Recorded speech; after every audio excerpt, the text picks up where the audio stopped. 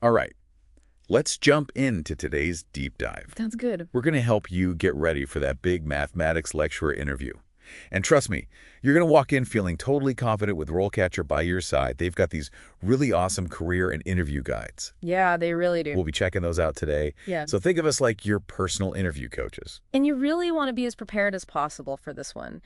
The job market for mathematics lecturers, it's pretty stable. But that means you've got competition. So being prepared is really everything. I couldn't agree more. So let's kick things off by understanding exactly what this role involves. Because before you can impress them in the interview, you really need to know the job inside and out, right? For sure. And RoleCatcher's career guide really breaks it down. You're not just teaching equations or anything. You're actually guiding students who already have their secondary education. So think like crafting engaging lectures, diving into grading, mentoring students, even doing your own research. Well, wait a minute, research. That's pretty awesome. So it's not just about teaching. You could actually be contributing to the field. Exactly. That's so cool. The guide even breaks down a typical career path, so like entry level to junior to senior positions. So it gives you a really good sense of how your responsibilities could evolve over time. I love that. And you know what else is really cool? RoleCatcher actually has this AI that analyzes job descriptions and then tells you exactly which skills to highlight on your CV and even in the interview. Talk about taking the guesswork out. It's true. It's really like having a personalized career coach, but in your pocket. You can even upload your CV and get feedback on it. Or practice your interview answers and get AI-powered feedback on those too. It's really an amazing tool. But okay, I think it's time to get down to the really important stuff. What about those interview questions? Yes, let's get to the heart of it. RoleCatcher's interview guide has some really good ones. So we're going to unpack a few of the trickier ones. To give you that strategic edge, are you ready to jump in? Absolutely. Let's do this. All right, first question. Can you describe your teaching philosophy? Me. Now, this one might seem pretty straightforward, but I have a feeling there's more to it than meets the eye. Yeah, definitely. This is really your time to shine. Go beyond just saying, I love teaching, and really showcase a deep understanding of how you approach education. Like, are you all about student-centered learning? Do you believe in active participation? Things like that. This is your chance to really paint a picture of your classroom. Okay, so how would you suggest someone tackles this question? I mean, it's one thing to know your philosophy, but how do you explain it in a way that's really going to connect with the interviewers? I think focusing on specific examples is really helpful. Like, did you ever use a particular teaching method that really clicked with your students? Or did you create a classroom environment that really made them love learning? Yeah. Don't just tell them, show them. Yeah, I love that. Give them concrete examples that they can really grab onto. Okay, next question. How do you measure student success in your classroom? Now, I'm guessing the answer isn't just test scores, right? You're right. It's definitely not just about test scores. This is where you can show a more holistic view of student success. Grades are definitely important. But what about growth mindset or engagement? How do you track those things? That's a really good point. It's about the whole student, not just their grades. But now I bet some people listening are thinking, okay, beyond tests, how do I even measure those things? What are some ways to track student progress that aren't just about numbers? You could talk about things like using peer feedback or, self-assessments, maybe even student portfolios. It's all about demonstrating that you understand, that learning is a journey, not just a destination. Okay, let's talk tech. This question's huge these days. How do you incorporate technology into your teaching? Yeah. I'm guessing they want to hear more than just, I use PowerPoint. Oh, for sure. You really want to think about the specific tools or platforms that excite you. Like, are you into interactive simulations? What about online whiteboards or collaborative coding platforms? There's really so much out there. There really is so much cool stuff. Yeah. So let's say I'm applying for a position at a university. That's really pushing the boundaries with technology and education. What kind of things could I mention that would really make my application stand out? That's a good question. You could talk about any experience you have with things like virtual reality learning environments, or maybe using data analytics to track student progress. You could even talk about incorporating game-based learning. It's all about showcasing that you're comfortable and creative with technology. That's fantastic advice. It's not just about knowing the tools. It's about understanding how to use them in a way that really enhances the learning experience. Exactly. And don't forget, RoleCatcher's AI can help you tailor your answers to the specific job you're applying for. So if a university is known for its innovative use of technology, the AI can help you highlight the skills that are going to resonate most with the hiring committee. That's really smart. So we're not just talking about generic answers here. We're talking about really targeted responses that are going to make you stand out. Exactly. Speaking of tailoring answers, let's dig into that a bit more. Yeah. How exactly does RoleCatcher's AI help with that? Well, you can actually put in the job description, Yeah. and then practice answering questions. The AI is going to analyze your responses and give you personalized feedback on everything, like the content, your delivery, even your body language. It's like having a virtual interview coach right there helping you fine-tune your performance. Wow, that is incredible. I can see how this could be a total game changer for anyone getting ready for an interview. Right. We're only scratching the surface here, but before we get too deep into the AI side of things, let's get back to those interview questions, okay? Okay, sounds good. Up next, we have one that really focuses on your adaptability. How do you differentiate instruction to meet the needs of diverse learners? Ooh, good one. Here it is, the classic every student learns differently question. This is where you prove you're not a one-size-fits-all kind of teacher, right? For sure. So can you give specific examples of how you've adjusted your teaching to cater to different learning styles or different needs? Like maybe you've created visual aids for visual learners, or you've tailored assignments for different learning speeds. So it's not just about acknowledging that students learn differently. It's about showing them that you actively adapt your teaching to meet those individual needs. You got it. And the more specific you can be, the better. Talk about a time when you actually had to adjust your approach for a particular student. What did you do? And what was the outcome?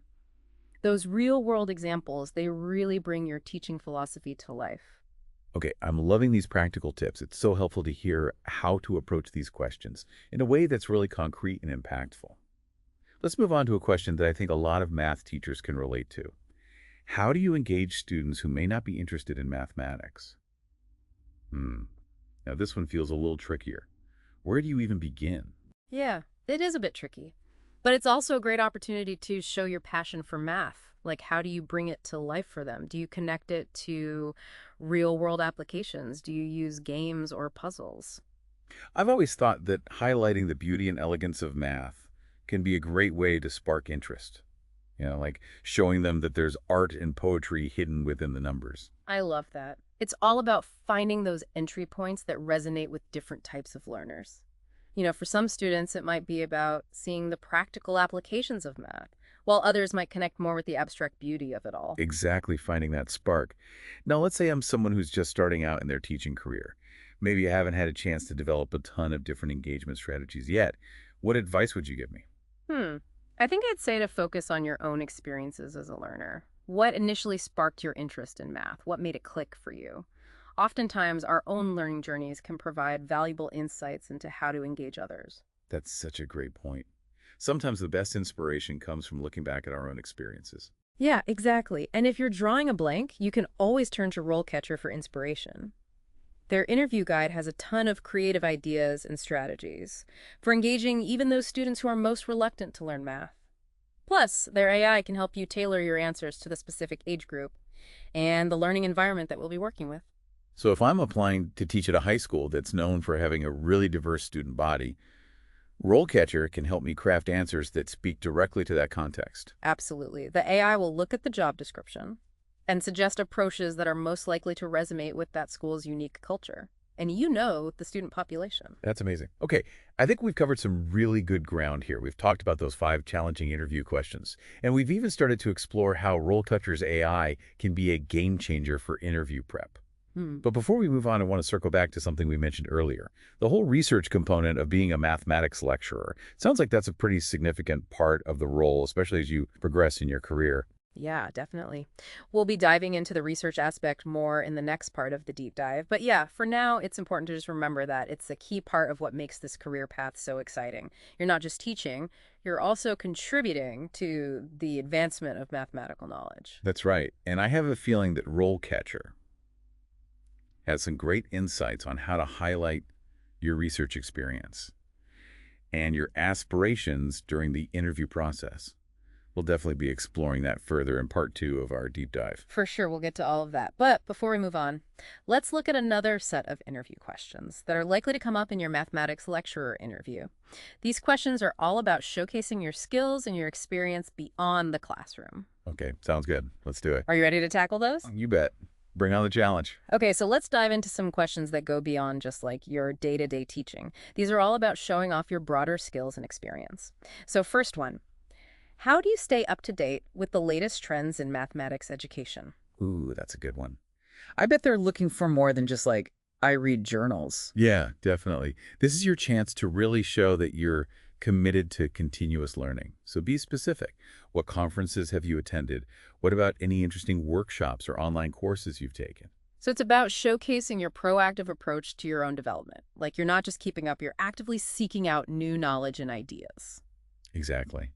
You could also mention if you're part of any professional organizations or if you follow any thought leaders in the field. It all paints a picture of someone who's passionate about staying at the forefront of math education. You know, I'm thinking back to my own experiences here. Conferences can be so inspiring, but they can also be super overwhelming.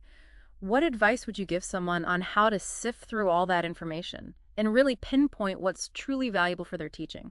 That's a great question. I would say try to focus on finding those presentations or workshops that align with your interests and the challenges you're currently facing. So maybe you're struggling with teaching a particular concept, or you're looking for some fresh ideas on how to incorporate technology in your classroom.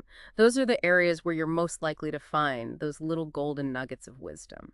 That makes a lot of sense. It's about being selective and focusing on what's most relevant to your teaching. Okay, let's shift gears a bit and talk about classroom management. This is always a big one. How do you manage classroom behavior and create a positive learning environment? This is a good opportunity to demonstrate your skills in creating a respectful and productive space for learning. Talk about your strategies for setting clear expectations, establishing routines, and addressing any disruptions effectively. I imagine they're not just looking for a disciplinarian, though, right? Yeah, It's about creating a culture of respect and responsibility. exactly. Yeah, though, how do you build relationships with your students? How do you foster a sense of community? Do you do things like incorporate team building activities or celebrate individual successes? Okay, so it's about striking that balance between setting firm boundaries, but also creating that supportive and encouraging atmosphere. I'm curious how much of classroom management is just intuition and how much is based on learned strategies. That's a good question. I think it's a bit of both. Some teachers naturally have a knack for managing a classroom, while others might need to develop those skills over time. But the good news is there are tons of resources and professional development opportunities available to help teachers refine those classroom management skills. That's good to know. It means that even if you're not a natural-born classroom manager, you can still learn and improve in that area. Okay, let's tackle a question that could be a little bit of a minefield. How do you support students who are struggling with mathematics? This is a really important one. This is where your empathy and your teaching expertise really shine through. You want to talk about how you identify students who need that extra support, whether it's through assessments, observations, or even just open communication. And once you've identified those students, what are some specific strategies you use to help them? Do you offer one-on-one tutoring? Do you create differentiated learning materials? Yeah, those are great examples. You could also talk about collaborating with parents or other teachers, or even seeking out additional resources for that student. It's all about showing your resourcefulness and your dedication to helping every student succeed. And I'd imagine it's super important to approach each struggling student as an individual right. Not every student who's struggling needs the same type of support. Absolutely. It's crucial to understand the root of their struggle. Is it a conceptual gap, a lack of confidence, or maybe something going on outside of school that's affecting their performance? Once you understand that underlying issue, you can tailor your support accordingly. That's such a good point. It's about seeing the whole student, not just the struggling math student. Now, let's say I'm in an interview and they ask me to describe a time when I helped a struggling student succeed. How would you approach a question like that? I think the key here is to focus on the specifics. Who was the student? What were their specific challenges? What strategies did you use to help them? And most importantly, what was the outcome? Paint a clear picture of the situation and highlight your role in helping that student achieve a positive result. Okay, I'm really loving these practical tips. It's so helpful to hear how to approach these questions in a way that's concrete and impactful. Now, I know we've been focusing on very specific questions, but I'm also curious about the overall impression we want to make in the interview. What are some key qualities or characteristics that we should be trying to project? Well, I think passion is really key. They want to see that you're genuinely excited about math and about teaching. Enthusiasm is contagious, and it really makes a difference in an interview. Right, passion is a must-have.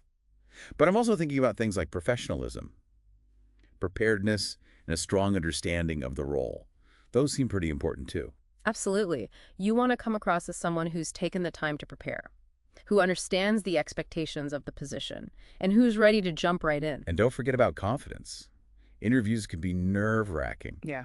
but it's so important to project that sense of self-assurance. You're right. Confidence is definitely key, but it's also about finding that balance between confidence and humility. You want to highlight your strengths and achievements, but you don't want to come across as arrogant. So it's about believing in your abilities, but also being open to learning and growing. Now, I'm wondering how RoleCatcher's AI can help us with this. I mean, it's one thing to know what qualities we want to project, but how do we actually ensure that we're coming across that way in the interview? That's where the AI-powered feedback comes in. You can practice your interview answers, and the AI will analyze them. It'll give you feedback on your delivery, your tone, even your body language. Oh, wow. So it's like having a virtual interview coach right there, helping you fine-tune your performance. Exactly. It's an incredible tool for making sure that your words, your tone, and your demeanor are all aligned with the impression you want to make. That's fantastic.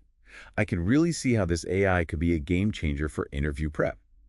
We still have a few more interview questions to cover, and I'm especially curious about the ones that dig into your experience and how you approach challenging situations. Sounds good. Are you ready to tackle those? Absolutely. Let's go for it. Okay, so let's get into some of those tougher interview questions. The ones that really put your experience to the test. The ones that ask you to think back on those challenges and how you handled them. Ready for a bit of a curveball? Yeah, let's do it. All right. Interviewers often like to ask those, tell me about a time you failed questions. But remember, they're not trying to trick you or anything. They really want to see your problem-solving skills, your resilience, and how you learn from your experiences. So how do we approach a question like that without making ourselves look bad? It's a tough balance, being honest, but also presenting yourself in a positive light. Right. I would say try to choose a situation that was challenging, but one where you were able to handle it effectively, briefly explain what happened, and then really focus on the steps you took to address it and the lessons you learned along the way. So it's all about framing it as a learning experience. Here's what happened, here's what I did, and here's what I learned. Exactly. And it's okay to be a little vulnerable. Everyone makes mistakes, especially in a fast-paced environment like a classroom. It's all about showing how you grow from those experiences. Okay, so let's say I'm asked about a time I had to deal with a disruptive student. How would you suggest I approach that? That's a good one. You could talk about how you set clear expectations and boundaries from the beginning, and maybe how you used a combination of different strategies to address the behavior. Like maybe you had a one-on-one conversation with the student, or got parents or counselors involved, or even changed up your teaching methods to better engage the student. Right, so it's about showing that you have a toolbox of strategies. Yeah. And that you're not afraid to seek support when you need it. Yeah. I'm curious, though, how much of this type of question is about the specific situation versus the interviewer just trying to get a sense of your personality and how you handle things? That's a really great point. I think it's definitely about both. They want to hear those concrete examples, but they're also watching you. They're looking at your communication skills, your emotional intelligence, and your ability to self-reflect. So it's not just about what you say, it's about how you say it. Yeah. Are you coming across as calm and collected, confident, thoughtful? Exactly. Remember, interviews are about building a personal connection too. So let your personality shine through. Don't be afraid to be yourself. I love that advice. Okay, we've covered so much today, from teaching philosophies to classroom management to dealing with those tough situations. I feel like we've really given our listeners some solid tools for interview success. But before we wrap up, I want to circle back to something we mentioned before. That whole research aspect of being a mathematics lecturer. Yeah, let's talk about that. RoleCatcher's Career Guide really emphasizes how important research is, especially as you move towards those more senior positions. So it's not just about teaching and working with students, right? So what are some things our listeners should know about the research expectations in this role? Right, so you're definitely expected to contribute to the field. That means things like conducting your own original research, publishing your work in reputable journals, And presenting at conferences. Think, Annals of Mathematics, Inventiones Mathematica, those big ones. And then there's the whole peer review process, where other experts in the field really scrutinize your work. Okay, yeah, that sounds pretty intense. So for someone with maybe limited research experience, how can they highlight their potential during an interview?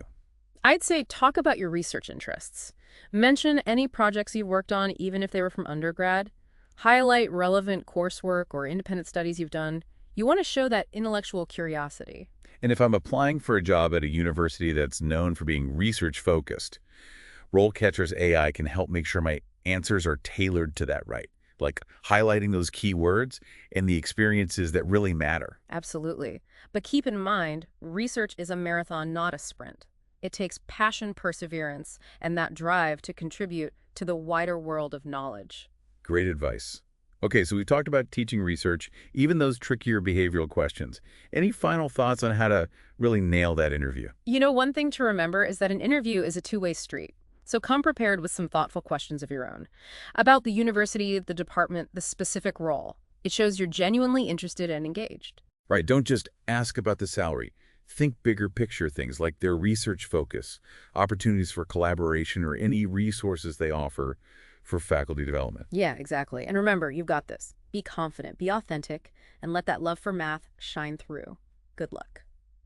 And that's a wrap on our deep dive into the world of mathematics lecture interviews. Yeah. We covered a ton of ground, but remember, RoleCatcher is there for you every step of the way. They have amazing resources and that incredible AI. So go check them out, and best of luck in your interview. You're going to be amazing.